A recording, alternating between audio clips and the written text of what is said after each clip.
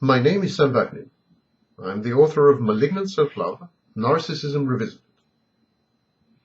Contrary to popular misperceptions, post-traumatic stress disorder, PTSD, and acute stress disorder, or acute stress reaction, are not typical responses to prolonged abuse. They are usually the outcomes of sudden exposure to severe or extreme stressors, stressful events. Yet, some victims whose life or body have been directly and unequivocally threatened by an abuser do react by developing these syndromes. Post-traumatic stress disorder, PTSD, therefore, is typically associated with the aftermath of physical and sexual abuse in both children and adults. This is why another mental health diagnosis, CPTSD, complex PTSD, has been proposed by Dr. Judith Herman of Harvard University to account for the impact of extended periods of trauma and abuse. One's looming death, or someone else's looming death, one's violation, personal injury, or powerful pain are all sufficient to provoke the behaviors, cognitions, and emotions that together are known as PTSD. Even learning about such mishaps may be enough to trigger massive anxiety responses in listeners and viewers. The first phase of PTSD involves incapacitating and overwhelming fear.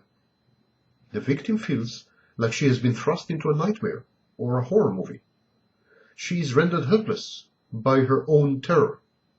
She keeps reliving the experience through recurrent and intrusive visual and auditory hallucinations, and this is what we call flashbacks. Some patients experience the same distress in dreams. In some flashbacks, the victim completely lapses into a dissociative state and physically reenacts the event while being thoroughly oblivious to her whereabouts, sometimes during sleep. In an attempt to suppress this constant playback and the attendant exaggerated startle response, jumpiness, the victim tries to avoid all stimuli associated, however indirectly, with the traumatic event. Many develop full-scale phobias, agoraphobia, claustrophobia, fear of heights, aversion to specific animals or objects, to specific modes of transportation, to certain neighborhoods, to buildings, to occupations, to the weather, and so on. So by avoiding these triggers, they are trying to avoid the recurrent flashbacks.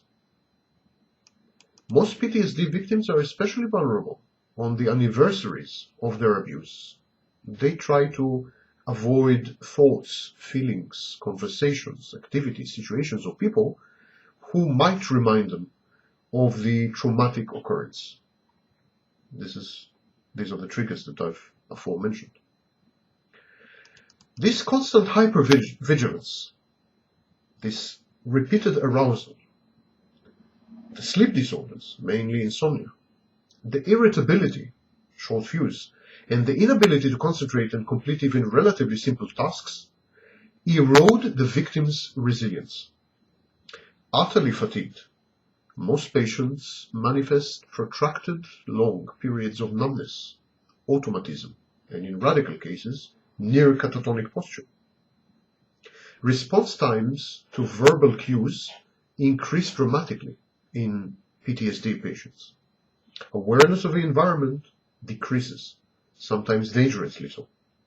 The victims are described by their nearest and dearest as zombies, machines, or automata. The victims appear to be sleepwalking, depressed, dysphoric, unhedonic, not interested in anything, and they find pleasure in nothing.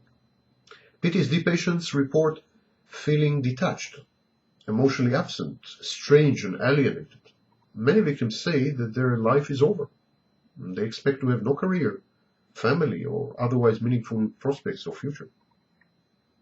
The victim's family and friends complain that she is no longer capable of showing intimacy, tenderness, compassion, empathy, or of having sex.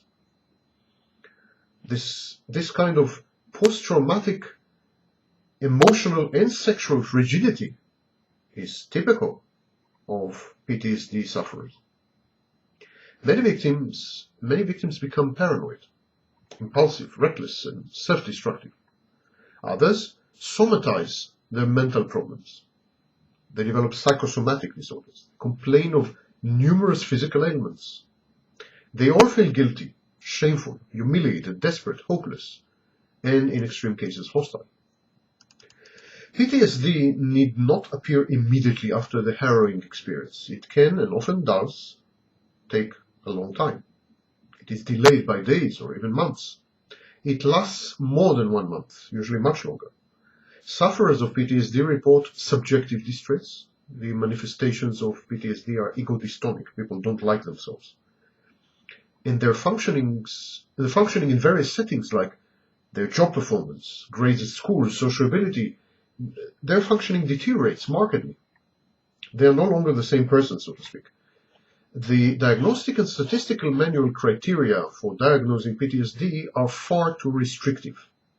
PTSD seems to also develop in the wake of verbal and emotional abuse, providing it is acute and long-term, and in the aftermath of drawn-out traumatic situations, such as a nasty divorce. Hopefully, the text of the Diagnostic and Statistical Manual will be adapted to reflect this sad reality.